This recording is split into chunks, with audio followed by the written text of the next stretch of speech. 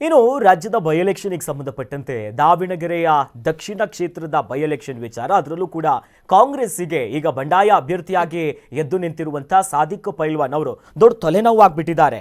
ಯಾವುದೇ ಕಾರಣಕ್ಕೂ ಕೂಡ ನಾನು ಹಿಂದೆ ಸರಿಯೋದಿಲ್ಲ, ನಾನು ಗೆದ್ದೇ ಗೆಲ್ತೀನಿ ಆಗತ್ತೆ ಅನ್ನೋದು. ಇದರ ನಡುವೆ ಈಗ ನನ್ನ ವಿರುದ್ಧ ಅಪಪ್ರಚಾರಗಳನ್ನ ಮಾಡಿದ್ರೆ ಮಾನನಷ್ಟ ಮೊಕದ್ದಮೆಯನ್ನ ನಾನು ಹೂಡ್ತೀನಿ, ಬಿಡೋದಿಲ್ಲ, ನಾನು ಹಾಕ್ತೀನಿ ಅಂತ ಎಚ್ಚರಿಕೆ ಕೊಡ್ತಿದ್ದಾರೆ.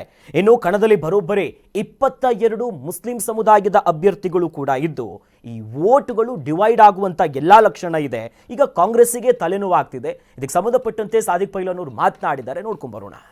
ಹೇಳಿದ್ರೆ ಈ ರಾಜ್ಯದಲ್ಲಿ ನಮ್ಮ ಸಮಾಜದ ಉಲ್ಮಾ ಅಲಿಮೆದ್ದೀನು, ನಮ್ಮ ಅಲ್ಪಸಂಖ್ಯಾತರನ್ನ ಆಯಿಂದ ವರ್ಗದನ್ನ ಕಡೆ ಕಾಣಿಸಿರೋದ್ರಿಂದ ನಾನು ರಣರಂಗ ಮೈದಾನದಲ್ಲಿ ಅದೇನೆ.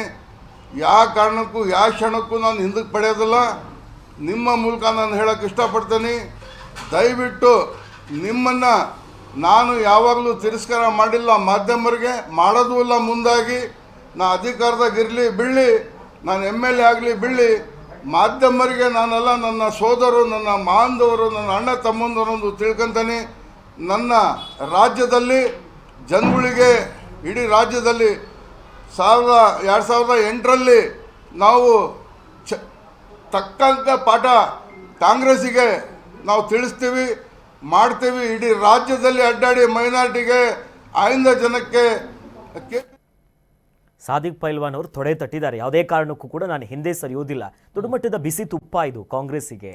ಈಗ ಗಲಾಟೆಗಳು ಶುರುವಾದಾಗಲೇ ಮುಸಲ್ಮಾನ ಬಂಧುಗಳಿಗೆ ಒಂದಷ್ಟು ಅನ್ಯಾಯ ಆಗಿದೆ ಅನ್ನುವಂಥ ನಿಟ್ಟಲ್ಲಿ ಈ ಚರ್ಚೆಗೆ ಬರುತ್ತೆ ಅನ್ನುವಂಥದ್ದು ಮೊದಲೇ ಗೊತ್ತಿತ್ತು. ಆದರೆ ಸಾದಿಕ್ ಪೈಲ್ವಾನ್ ಜಬ್ಬರ್ ವಿಚಾರದಲ್ಲಿ ಆಗುತ್ತೆ ಅನ್ನುವಂತ ಅಂದ್ಕೊಂಡ್ರು ಕೆಲವರು. ಜಮೀರ್ ಅವರು ಅವ್ರನ್ನ ತಣ್ಣಗೆ ಮಾಡಿಸಿದ್ರು, ಅಥವಾ ಇಡೀ ಸರ್ಕಾರ MLC ಮತ್ತೆ ನಿಮ್ಮನ್ನೇ ಆಯ್ಕೆ ಮಾಡ್ತೀವಿ ಅಂತ ಅವರಿಗೊಂದು ಆಮಿಷ ಕೊಟ್ಬಿಟ್ಟು ಹಾಗೆ ಒಳಗಡೆ ಹೋದ್ರು. ಆದರೆ ಸಾದಿಕ್ ಪೈಲ್ವಾನ್ ಈ ಮಟ್ಟದ ನಿಟ್ಟಲ್ಲಿ ಬರ್ತಾರೆ, ಯಾಕಂದ್ರೆ ತುಂಬಾ ಆಪ್ತ ವಲಯದಲ್ಲಿ ಗುರುತಿಸ್ಕೊಂಡಿರೋ ಸಾದಿಕ್ ಪೈಲ್ವಾನ್ ಎಲ್ಲೋ ಒಂದ್ ಕಡೆ ಕರಗ್ತಾರೇನೋ ಮನುಷ್ಯ ಅಂತ ಅನ್ಕೊಂಡಿದ್ರು. ಆದರೆ ಈ ಕರಗೋ ಲಕ್ಷಣ ಕಾಣಿಸ್ತಾ ಇಲ್ಲ.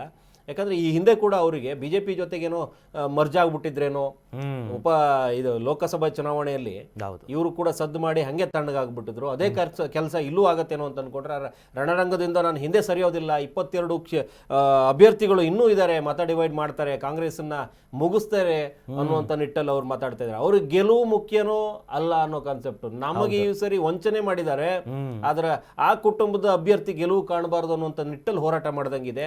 ಅವರ 22 ಮುಸ್ಲಿಂ ಅಭ್ಯರ್ಥಿಗಳು ಮತ ಡಿವೈಡ್ ಮಾಡ್ತಾರೆ ಅನ್ನುವಂಥ ನಿಟ್ಟಲ್ಲಿ ಮಾತಾಡ್ತಾ ಇದ್ದಾರೆ. ಅಂದ್ರೆ ನನಗೇನು ಗೆಲುವಾಗತ್ತೆ ಅನ್ನುವಂಥ ನಿಟ್ಟಲ್ಲಿ ಮಾತಾಡ್ತಾ ಇಲ್ಲ.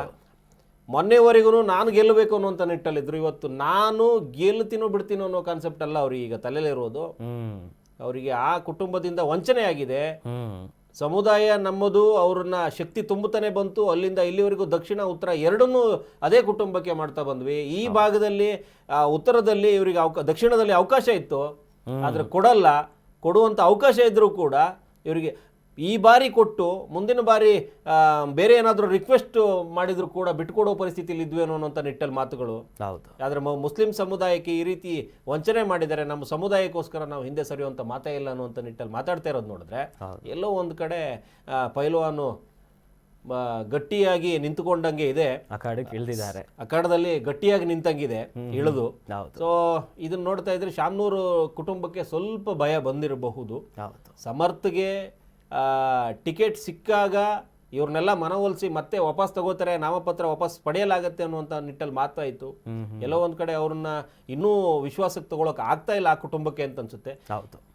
ಪೈಲ್ವಾನ್ ವಿಶ್ವಾಸಕ್ಕೆ ಬಂದ್ರು ಮುಸಲ್ಮಾನ್ ಸಮುದಾಯದ ಒಬ್ಬ ಮುಖಂಡ ಪೈಲ್ವಾನೇ ವಿನಃ ಇಡೀ ಸಮುದಾಯವನ್ನ ತಾನು ವಾಪಸ್ ಹೋದ್ರೂ ಅಷ್ಟು ಜನರನ್ನು ಕರ್ಕೊಂಡು ಹೋಗ್ತೀನಿ ಅನ್ನುವಂಥ ಪರಿಸ್ಥಿತಿಲಿ ಈಗ ಸದ್ಯಕ್ಕೆ ಪೈಲ್ವಾನ್ಗೆ ಆ ಶಕ್ತಿ ಇದ್ದಂಗಿಲ್ಲ.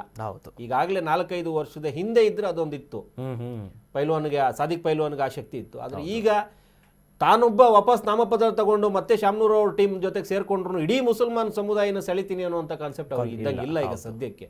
ಹಾಗಾಗಿ ಅವ್ರು ಅಲ್ಲಿರೋದೇ ಒಳ್ಳೇದು. ಗರಡಿಲಿ ಪೈಲ್ವಾನ್ ಇದ್ದು ಒಂದಷ್ಟು ಅಲ್ಲೇ ತೊಡೆ ತೊಡ್ತಾ ಇರೋದೇ ಒಳ್ಳೇದವ್ರು. ಮತ್ತೆ ವಾಪಸ್ ಹೋದ್ರೆ ಇನ್ನು ಯಾವ ಕಾಲಕ್ಕೂ ಇವರನ್ನ ನಂಬದೇ ಇರೋ ಪರಿಸ್ಥಿತಿಯಲ್ಲಿ ಆ ಸಮುದಾಯ ಬಂದ್ಬಿಡುತ್ತೆ. ಇದೊಂದು ಒಳ್ಳೆ ಅವಕಾಶ ಸಿಕ್ಕಿದೆ. ಗೆಲುವು ಸೋಲು ಕಾನ್ಸೆಪ್ಟ್ ಅಲ್ಲ, ಸಮುದಾಯದ ಜೊತೆಗೆ ನಾನು ಇದ್ದೀನಿ, ಸಮುದಾಯದ ಅನ್ಯಾಯಕ್ಕೆ ನಾನು ಪ್ರತಿಭಟನೆಗೋಸ್ಕರ ನಾನು ನಿಂತಿದ್ದೀನಿ ಅನ್ನೋದನ್ನು ತೋರಿಸ್ಕೊಳ್ಳೋದಕ್ಕೆ ಒಂದು ಒಳ್ಳೆ ಅವಕಾಶ ಇದೆ. ಹೌದು. ಅದನ್ನ ಅವರು ಸದುಪಯೋಗ ಪಡಿಸ್ಕೊಂಡ್ರೆ ಮುಂದೊಂದು ದಿನದಲ್ಲಿ ಸವಾಲಾಗುವಂತ ಪರಿಸ್ಥಿತಿಗೂ ಅವರು ಬರ್ಬೋದು. ಇವತ್ತು ಸೋಲು ನಾಳೆ ಅದೇ ಸೋಪಾನ ಆಗ್ಬೋದು. ಗೆಲುವಿಗೆ ಆ ಸೋಪಾನವನ್ನ ಮಾಡ್ಕೊಳ್ಳೋದಕ್ಕೆ ಇದೊಂದು ಒಳ್ಳೆ ಅವಕಾಶ. ಖಾಲಿ ಈ ಅವಕಾಶಗಳನ್ನ ಸದುಪಯೋಗ ಪಡಿಸ್ಕೋಬೇಕು. ಮುಸಲ್ಮಾನ ಬಂಧುಗಳಲ್ಲಿ ಆ ಒಂದು ಬಲವನ್ನ ಇವರು ತುಂಬಬೇಕು ಅಂತಂದ್ರೆ ಈ ನಾಮಪತ್ರ ವಾಪಸ್ ತಗೊಳ್ಳದೇನೆ ಮುಂದುವರಿಯೋದು ಒಳ್ಳೇದು ಅನ್ನುವಂಥ ನಿಟ್ಟಲ್ಲಿ ಅವರೆಲ್ಲೋ ಒಂದ್ ಕಡೆ ಒಗ್ಗಟ್ಟಾದಂಗಿದೆ.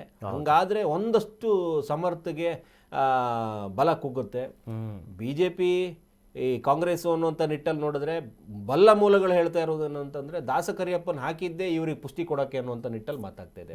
ವೀಕ್ ಕ್ಯಾಂಡಿಡೇಟ್ ಬಿಜೆಪಿ ಹಾಕಿದ್ದೆ ಇವರೆಲ್ಲ ಒಳ ಒಪ್ಪಂದಗಳು ಅನ್ನುವಂಥ ನಿಟ್ಟಲ್ಲಿ ಮಾತಾಗ್ತಿದೆ. ಹಂಗಾಗಿ ದಾವಣಗೆರೆ ನಾವೊಂದುಕೊಂಡಷ್ಟು ಸಲೀಸ ಅದು ಗೊತ್ತಿಲ್ಲ. ಯಾಕಂತಂದ್ರೆ ಏಕಾಏಕಿ ದಾಸ ಕರಿಯಪ್ಪಗೆ ಟಿಕೆಟ್ ಕೊಡಲಾಗತ್ತೆ, ಅಜಯ್ ಕುಮಾರ್ ಸಿಂಪತಿನ ಗಿಟ್ಸಿ ಒಂದು ಲೆಕ್ಕಾಚಾರಕ್ಕೆ ತರಬಹುದಾಗಿತ್ತು, ತರಲಿಲ್ಲ. ವಿನಯ್ ಕುಮಾರ್ನ ತರಬಹುದಾಗಿತ್ತು, ತರಲಿಲ್ಲ. ಏಕಾಏಕಿ ದಾಸ್ ಕರಿಯಪ್ಪನ ಹಂಗಂತ ಇವರೇನೋ ದಾಸ್ ಕರಿಯಪ್ಪ ಮೂಲತಃ ಬಿಜೆಪಿಯವರ ಅಲ್ಲ, ಕಾಂಗ್ರೆಸ್ ದಳ ಎಲ್ಲಾ ಮುಗಿಸ್ಕೊಂಡು ಬಂದಿರುವಂತವ್ರು ಇವತ್ತು ಬಿಜೆಪಿಲಿ ಇದ್ದಾರೆ. ಹೌದು. ಸೊ ಹಂಗಾಗಿ ದಾಸ್ ಕರಿಯಪ್ಪ ಕೊಟ್ಟಾಗ ಒಂದಷ್ಟು ಅನುಮಾನಗಳು ಬಂತು. ಹೌದು. ಎಲ್ಲೋ ಒಂದ್ ಕಡೆ ಒಪ್ಪಂದ ಆಯ್ತಾ, ದುಡ್ಡಿನ ಕುಟುಂಬಕ್ಕೆ ಮತ್ತೆಲ್ಲಾದ್ರೂ ಸಹಕಾರ ಕೊಡಬೇಕು ಅನ್ನುವಂಥ ನಿಟ್ಟಲ್ಲಿ ಬಿಜೆಪಿ ಅವ್ರ ಜೊತೆಗೆ ಏನಾದರೂ ಒಳ ಒಪ್ಪಂದಕ್ಕೆ ಈಡಾಯ್ತಾ ಅನ್ನುವಂಥದ್ದು ಆಯ್ತು. ಹಾಗಾಗಿ ಇದನ್ನ ನೋಡಿದ್ರೆ ಆ ಮಟ್ಟಕ್ಕೆ ಕಾಣಿಸ್ತಾ ಇಲ್ಲ. ಈಗ ಸದ್ಯಕ್ಕೆ ದಾವಣಗೆರೆ ಒಂಥರ ದಂಗಲ್ಲೇ ಆಗಿದೆ ಅದು. ಹೌದು. ಮತ್ತೆ ಜೊತೆಲಿ ಇವ್ರು ಮಾತನಾಡ್ತಾನೂ ಅಷ್ಟೇ, ಒಂದ್ ಕಡೆ ಅಲ್ಪಸಂಖ್ಯಾತ ಸಮುದಾಯ ವಿಚಾರ ಜೊತೆಲಿ ಅಹಿಂದ ವರ್ಗ ನಂಗೆ ಮತ ಹಾಕತ್ತೆ ಅನ್ನೋ ಆ ಎಲ್ಲವೂ ಕೂಡ ಪರಿಮಿತಿಗೆ ತಗೊಂಡ್ಬರ್ತಿದ್ದಾರೆ ಅವರು. ನಂಗೆ ನಂಬಿಕೆ ಇದೆ ಅನ್ನೋ ಅರ್ಥದಲ್ಲೇ ಮಾತಾಡ್ತಿದ್ರು. ಅಲ್ಲೇ ಇರೋದು ಈಗ ಎಸ್ ಟಿ ಪಿ ಐ ಕೂಡ ಇವ್ರಿಗೆ ಇರುವಂತದ್ದೇನು ಒಂದೇ ಒಂದು ಅವ್ನು ಕೊಡ್ಲಿಪೇಟೆ ಅನ್ನೋ ಕಾನ್ಸೆಪ್ಟ್. 8 ರಿಂದ 15 ಸಾವಿರ ಓಟ್ ನಾನು ಪಡಿಬಲ್ಲೆ ಅನ್ನುವಂಥ ನಿಟ್ಟಲ್ಲಿ ಅವರು ವಿಶ್ವಾಸ ಇದ್ದಂಗಿದೆ. ಸಾದಿಕ್ ಪೈಲ್ವಾನ್ ಏನಾದ್ರು ಫೀಲ್ಡ್ ಅಲ್ಲಿ ಇಳಿಸ್ಕೊಂಡು ಒಂದಷ್ಟು ಮತಗಳನ್ನ ಸೆಳೆದ್ರೆ ಒಂದು 50-55 ಸಾವಿರವರೆಗೂ ಹೊರಟ್ರೆ ಸಮರ್ಥ ಬಲ ಕುಗ್ದಂಗಿನಿ. ಏನೇ ಮಾಡಿದ್ರು ಬಿಜೆಪಿದು ಒಂದಷ್ಟು ಮತಗಳು ಇದ್ದೇ ಇರುತ್ತೆ, ಅವರು ಒಂದಷ್ಟು ಮತ ತೆಗಿತಾರೆ. ಹಾಗಾಗಿ ಮುಸಲ್ಮಾನರು ನಿರ್ಣಾಯಕವಾಗಿ ಯಾರ ಪರವಾಗಿ ನಿಲ್ಲುತ್ತಾರೆ ಅದೇ ನಿರ್ಣಾಯಕ ಆಗುತ್ತೆ. ಹಾಗಾಗಿ ತುಂಬಾ ದೊಡ್ಡ ಮಟ್ಟದ ಶಕ್ತಿ ಕೊಡಬೇಕಾಗಿರೋದು ಸಾದಿಕ್ ಪೈಲ್ವಾನ್. ಅವರನ್ನೇನಾದ್ರೂ ವಿಶ್ವಾಸಕ್ಕೆ ತಗೊಂಡು ಒಳಗಡೆ ಹಾಕೊಂಡ್ರೆ ಯಾರು ಮತ್ತೆ ಶಾಮ್ನೂರ್ ಕುಟುಂಬದವ್ರದ್ದು ಏನಾದ್ರು ಹಳೇ ಸಿಂಪತಿಯನ್ನೇನಾದ್ರು ಕಾರ್ಡ್ ಪ್ಲೇ ಮಾಡಿ ಮತ್ತೆ ಸಾದಿಕ್ ಪೈಲ್ವಾನ್ ವಾಪಸ್ ಹೋದ್ರೆ ಮುಸ್ಲಿಂ ಸಮುದಾಯದ ಒಂದು ವರ್ಗ ಆ ಕಡೆ ತಳ್ಳಿಕೊಳ್ಳುತ್ತೆ. ಬಿಜೆಪಿ ಕ್ಯಾಂಡಿಡೇಟು ಆ ಮಟ್ಟದ ಈಗೆಲ್ಲ ವಿಶ್ವಾಸ ವ್ಯಕ್ತಪಡಿಸಿದ್ರು ಕೂಡ ಹೇಳಕ್ಕಾಗದಿರೋ ಪರಿಸ್ಥಿತಿ, ಒಳಗಡೆ ಏನಿದೆ ಅನ್ನುವಂತ ಬೇಗುದಿ ಗೊತ್ತಿಲ್ಲ. ಈಗಾಗಲೇ ಅವ್ರು ಯಾವ ಮಟ್ಟಕ್ಕೆ ಬೇಕಾದ್ರೂ ಹೋಗಿರ್ಬೋದು. ಸಿಂಪತಿ ಕಾರ್ಡ್ ಪ್ಲೇ ಮಾಡಿಸ್ಕೊಂಡು ಒಬ್ಬ ಬೂತ್ ಮಟ್ಟದ ಕಾರ್ಯಕರ್ತನಿಗೆ ನಾವು ಟಿಕೆಟ್ ಕೊಟ್ಟಿದ್ದೀವಿ ಅನ್ನುವಂಥ ನಿಟ್ಟಲ್ಲಿ ಅವ್ರು ಪ್ಲೇ ಮಾಡೋದ್ರ ಗೊತ್ತಿಲ್ಲ. ಈಗಾಗಲೇ ಒಳ ಒಪ್ಪಂದಗಳೇನಾದ್ರೂ ಆಗಿ ವೀಕ್ ಕ್ಯಾಂಡಿಡೇಟ್ ಹಾಕ್ಲೇಬೇಕು ಅಂತ ಬಿಟ್ಟು ಇಟ್ಕೊಂಡು ಏನಾದ್ರು ಮಾಡಿದ್ರ ಗೊತ್ತಿಲ್ಲ. ತುಂಬಾ ಪ್ರಬಲರಿದ್ರು, ಅವರಿಗೆಲ್ಲ ಕೊಡಬಹುದಾಗಿತ್ತು, ಕೊಟ್ಟಿಲ್ಲ. ಯಾವ ಲೆಕ್ಕಾಚಾರಗಳು ಎಲ್ಲಿ ನಿಲ್ಲುತ್ತೆ ಗೊತ್ತಿಲ್ಲ.